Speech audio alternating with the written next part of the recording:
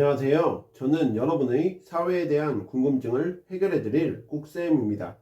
오늘은 중학교 2학년 도덕 1강 정보화 시대에 대해 공부해 보겠습니다.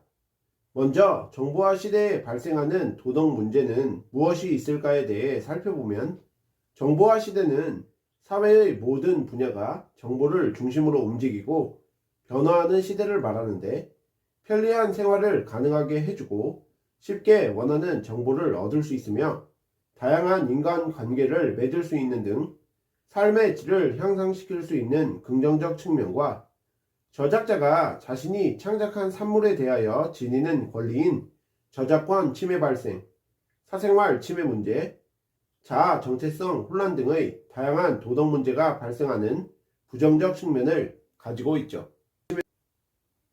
또한 사이버 공간에서 정보통신 기술을 사용해 일어나는 사이버 폭력도 일어나고 있는데, 정보가 빠른 속도로 널리 퍼지고 재생산되어 폭력의 피해가 오래 지속되고 얼굴을 보지 않고 이루어지므로 현실의 폭력보다 쉽게 저지르며 심한 표현을 사용해 상대방에게 더 큰 고통을 줄 수 있다는 특징을 가지고 있습니다.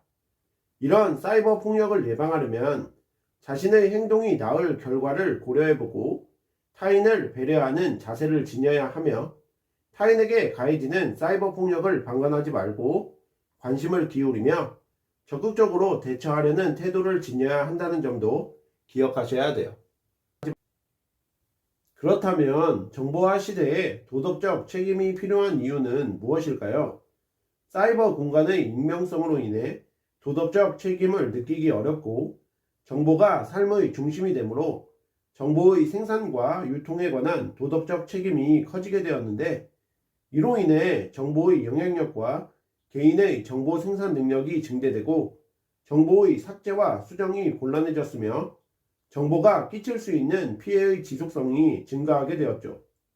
그러므로 우리는 존중과 책임, 정의, 다른 사람에게 피해를 주는 행동을 금지해야 하는 해악 금지 등의 도덕적 의무를 가져야만 합니다. 이에 덧붙여 정보통신 매체를 올바르게 사용하기 위해 어떠한 태도가 필요할까요? 정보통신 매체를 올바르게 사용하기 위해서는 자신의 의지로 정보통신 매체의 사용을 통제하는 절제하는 태도, 다른 사람의 이익과 권리를 침해하지 않고 다른 사람을 존중하는 태도로 정보통신 매체를 사용하는 존중하는 태도, 정보통신 매체의 사용 결과를 자신이 책임질 수 있을지 검토하는 신중한 태도 등이 필요합니다.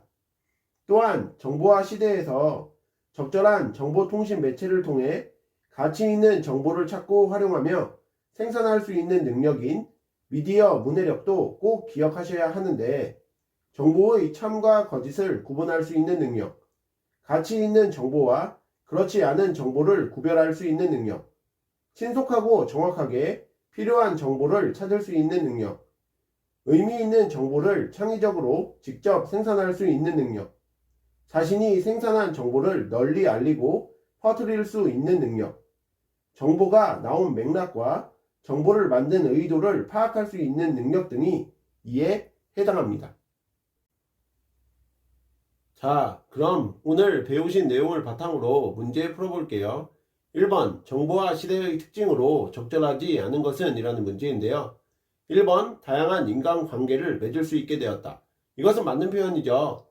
2번, 쉽게 원하는 정보를 찾을 수 있게 되었다. 이것도 맞는 표현입니다. 3번, 집에서 물건을 쉽게 구매하고 받아볼 수 있게 되었다. 이것도 맞는 표현이죠. 4번, 처음 가본 곳에서도 빠르게 길을 찾을 수 있게 되었다. 이것도 맞는 표현입니다. 5번, 인간의 삶의 질이 높아져 생활 속 도덕 문제들이 사라지게 되었다. 이것은 잘못된 표현이죠. 인간의 삶의 질이 높아진 것은 사실이지만 이로 인해 생활 속의 도덕 문제들이 사라진 것이 아니라 많아지게 되었죠. 그러므로 1번 문제에 대한 정답은 5번이 되겠습니다. 2번 문제도 풀어볼게요.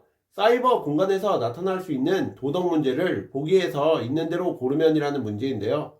보기 기억, 사생활 침해, 니은 사이버 폭력, 디귿 저작권 침해, 리을 자아 정체성 확립입니다. 자, 우리는 정보화 시대가 되면서 여러 가지 긍정적인 면도 있지만 저작권 침해 발생, 사생활 침해 문제, 자아 정체성 혼란, 또한 사이버 공간에서 정보통신 기술을 사용해 일어나는 사이버 폭력이 일어나고 있다는 점 배우셨었죠? 그러므로 2번 문제의 정답은 기역, 니은, 디귿이 되겠습니다. 자, 리을의 자아 정체성 확립은 정답이 될 수 없죠. 사이버 공간에서 자아와 현실의 자아 가운데 어느 것이 진짜 자신의 모습인지 자아 전체성 혼란을 일으킬 수 있습니다. 그러므로 리을은 정답이 될 수가 없겠습니다. 3번 문제도 풀어볼게요. 사이버 폭력을 예방하기 위한 태도에 대해 잘못 이해한 학생은 이라는 문제인데요. 1번 준이 사이버 공간에서 만나게 되는 사람들을 배려하는 태도를 지녀야 해. 이것은 맞는 표현이죠. 2번 은비 사이버 공간에서는 자신의 행동이 어떤 결과를 불러일으킬지 항상 생각해야 돼. 이것도 맞는 표현입니다. 3번 영은 사이버 공간에서는 정보가 빠른 속도로 퍼지므로 정보 공개 전 충분히 고민해야 돼. 이것도 옳은 표현이죠. 4번 지우 다른 사람에게 가해지는 사이버 폭력의 경우 소극적인 태도를 가져야 해. 이것은 잘못된 표현입니다. 사이버 폭력을 예방하기 위해서는 다른 사람이 사이버 폭력을 겪을 때 방관하지 않고 적극적으로 대처하는 자세를 지녀야 하죠. 그러므로 3번 문제의 정답은 4번이 되겠습니다. 5번 소영 사이버 공간에서는 서로의 얼굴을 보지 않고 대화하기 때문에 서로 오해가 생기지 않도록 신중하게 행동해야 돼. 이것은 옳은 표현이죠? 4번 문제도 풀어볼게요. 사이버 공간의 특성과 그 의미가 바르게 연결된 것은 이라는 문제인데요. 1번 광역성, 정보의 확산 속도가 빠름. 이것은 신속성에 대한 설명이므로 1번은 정답이 될 수 없고요. 2번 신속성, 현실 공간이 지니는 지역적 한계를 벗어남. 이것은 광역성에 대한 설명이죠. 2번도 정답이 아니고요. 3번 익명성, 누구나 자발적으로 참여할 수 있음. 이것은 자율성에 대한 설명이므로 정답이 될 수 없고요. 4번 자율성, 어떤 행위를 한 사람이 드러나지 않음. 이것은 익명성에 대한 설명이므로 4번도 답이 될 수 없습니다. 5번 비대면성, 다른 사람과 직접 마주보지 않음. 이것이 정답이죠. 사이버 공간의 특성 중 비대면성은 다른 사람과 직접 마주보지 않기 때문에 자기의 정보를 숨길 수 있는 특성을 말합니다. 그러므로 4번 문제에 대한 정답은 5번이 되겠습니다. 오늘의 마지막 5번 문제도 풀어볼게요. 다음 글에서 요구되는 정보통신 매체의 올바른 태도로 가장 적절한 것은 이라는 문제인데요. 스몬비는 스마트폰만 들여다보며 주변을 살피지 않고 길을 걷는 사람들을 이르는 말이다. 주로 스마트폰만 쳐다보며 주위에 집중하지 않고 느리게 걷는 보행자인 스몬비는 주요한 안전사고 요인으로 떠오르고 있다.